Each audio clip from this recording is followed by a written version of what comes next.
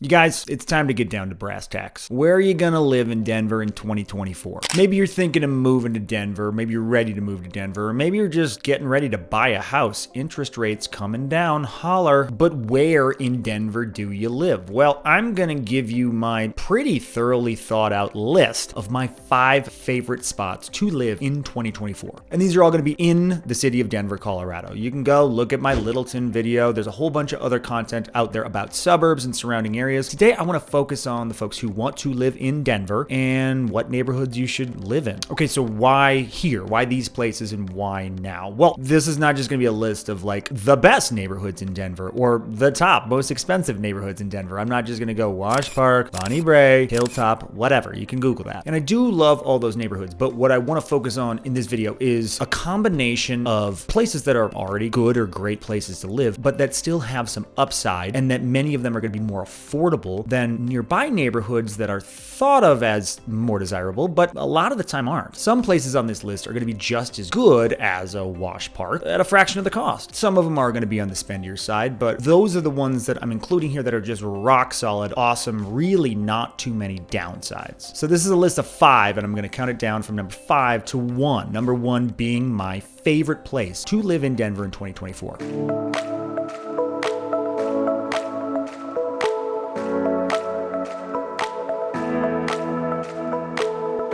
Of course, you know the drill. Sam Newman, Denver Realtor. Want to help you buy a home when the time is right. Yada, yada, yada. Hit me up. So number 5 on the list is Cherry Creek. And I know. Sam, you told us you weren't just going to send us to the most expensive bougie neighborhoods in town. I know, but the reason I include Cherry Creek here is because there are really no holes in its game. It is the nicest, cleanest, most things to do neighborhood in the entire city of Denver, in my opinion. Do you pay for it? Of course you pay for it. But there's a lot of neighborhoods you pay for it in, and they don't have the things that Cherry Creek has going for them. Best shopping district, most walkable, everything is beautiful. You don't get a whole lot of backyard in Cherry Creek. That's the one big thing. If you want a big backyard, they have them, but it's much less common than in a Hilltop or a Wash Park, for example. But my favorite restaurants are in Cherry Creek. No matter where you are in Cherry Creek, you can walk to another place in Cherry Creek. It's very central. It's very nice. If you can afford it, and you're the type of person who likes a newer style home, loves walkability, doesn't so much care about backyards, really enjoys the best restaurants in town, Cherry Creek is a great spot. So the median home price in Cherry Creek in 2023 is $825,000. But this is a little misleading because there's a whole lot of condos, 1-bedroom or 2-bedroom condos in Cherry Creek, which bring that median down a little bit. If you've looked for houses in Cherry Creek, you're going, $825, are you kidding me? But it can happen. You can get into Cherry Creek homeownership if you're looking for a smaller condo, $600,000. But if we remove the 1-bedroom condos from that data pool, now the median price is closer to $1.4 million. So yeah, you pay a premium, but it is a premium neighborhood, which is why I wanted to include it on this list as number 5. Number 4 is Hampton South, and this is a neighborhood I haven't talked about very much because it doesn't get talked about a lot. This is basically all the way in the southeast corner of Denver. It often gets confused with Southmore Park, but it's not Southmore Park. Southmore Park, the neighborhood, is actually across I-25 to the west. The actual park, Southmore Park, is in the Hampton South neighborhood, which is one of the reasons this becomes confusing. But Hampton South, the northern border is Hampton Avenue going east-west, and then the other borders are kind of formed by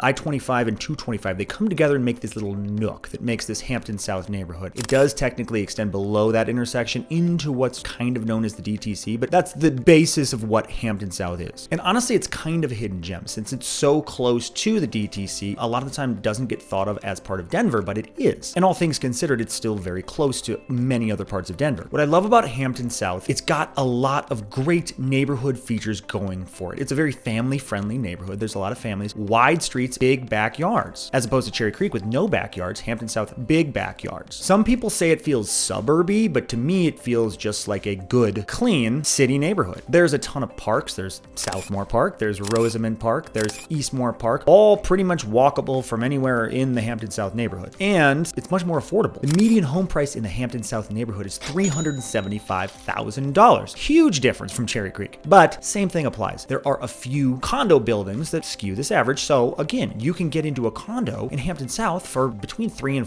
$400,000, which is actually amazing for Denver in a place that doesn't suck. But if we're just looking at single family homes in Hampton South, you're right around $800,000 for a median price. Does that sound expensive? Maybe to some. And yeah, I get it. But here's the deal. A lot of these homes are bigger homes. That is one feature of this neighborhood. You're not finding a lot of 12 to 1,500 square foot smaller homes like you would in a Park Hill or a Cap Hill or something like that. These are big 4, 5 bedroom homes. Lots of room to run around. It's one of the most affordable, one of the most up and coming Denver neighborhoods in my opinion, because it just hasn't had that boost yet. But with all these neighborhoods skyrocketing in terms of home prices, there's pressure on the surrounding neighborhoods. That's going to keep pushing those neighborhoods up and coming. That's what's happening. And Hampton South is on the come, in my opinion. The one place it lacks is what I was talking about with Cherry Creek, and what's great about some other neighborhoods on this list, and that's I don't know if I'd call it the culture, but the dining scene, places to get a cocktail, that type of thing. Not so present in Hampton South. Now, you are very close to Target, Raising Cane's, Whole Foods is right there. So those creature comforts, those city amenities are right there. Yes, I threw Raising Cane's in as one. Sue me. But as far as a nice little strip of shops and restaurants, don't really have that in Hampton South as much. I think it's coming in the future, but for now, you're probably going to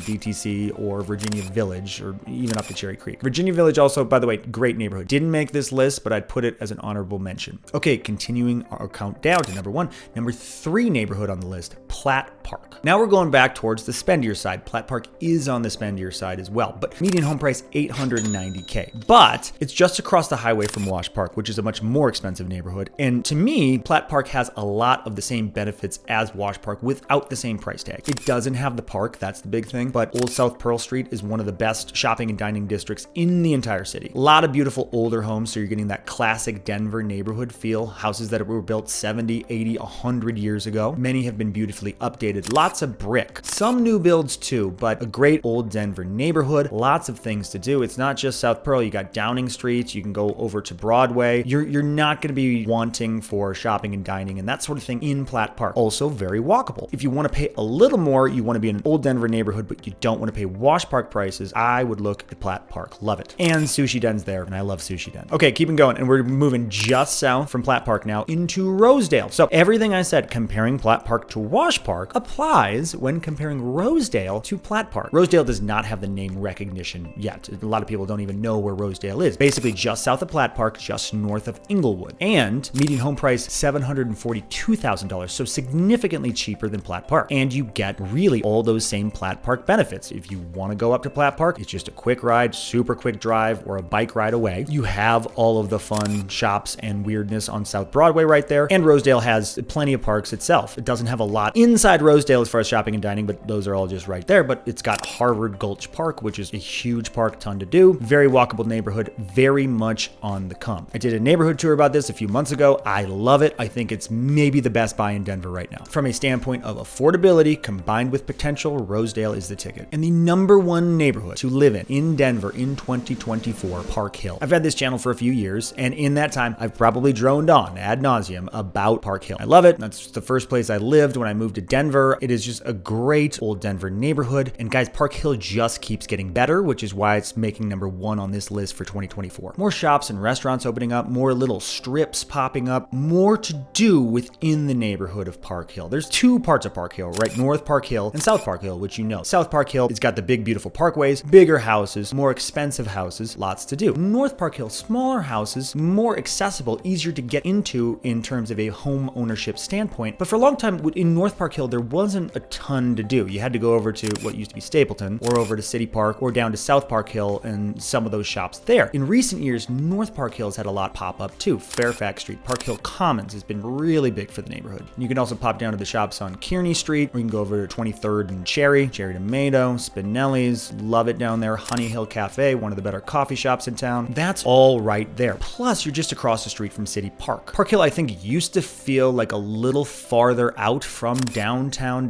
It's maybe 4 miles from downtown. But with everything pushing out, doesn't feel that far to me anymore. And also, downtown right now isn't the most desirable part of Denver either. So you have access to all that stuff, but you're removed from it. You're in your own little world, which is great. It's not as Green Acres, I guess, as like a Central Park just to the east of it, where it's very new, it's very planned community. Park Hill still has a ton of character. character, and it's also still very nice. The Parkway 17th and Montview are one of my favorite parts about Park Hill, even Monaco running north-south. It does have Colfax to the south, so it's kind of a nice blend of your close, delightful weirdness of Colfax, which isn't always delightful, but it's not right in the neighborhood, so you have a little buffer there too. When I look at the city of Denver and look at the pros and cons of all the different neighborhoods and look at the home prices, it's tough to find a more well-rounded neighborhood than Park Hill. Median home price in Park Hill as of this recording, $650K. Again, that's compensating for a lot of the much smaller homes on the north side of North Park Hill. In South Park Hill, it's definitely going to be more expensive, but is it as expensive as a Hilltop, as a Crestmore Park, as a Cherry Creek, as a Wash Park? No, no, no. Is it as expensive as Sloan's Lake? No. Highlands? No. And it's got just as much or more going for it as all of those places. One thing I noticed about this list, this wasn't intentional, but all these neighborhoods are either very central Denver or on the east side of town. There's nothing really west side of town in this neighborhood. Some people will say, where's Edgewater, which is his own town, but is basically Denver. Where's Sloan's Lake? Where's the Highlands, Jefferson Park? I love all those. Those neighborhoods have already had their come up. I wouldn't deter anyone from living in them, but as far as potential goes, I like this stuff that's more central or a little more east. Everybody wants to be close to the mountains, which I get, but unless you're in Golden, you're not that close to the mountains. You're gonna have to get in a car regardless. Even in Golden, probably have to get in a car.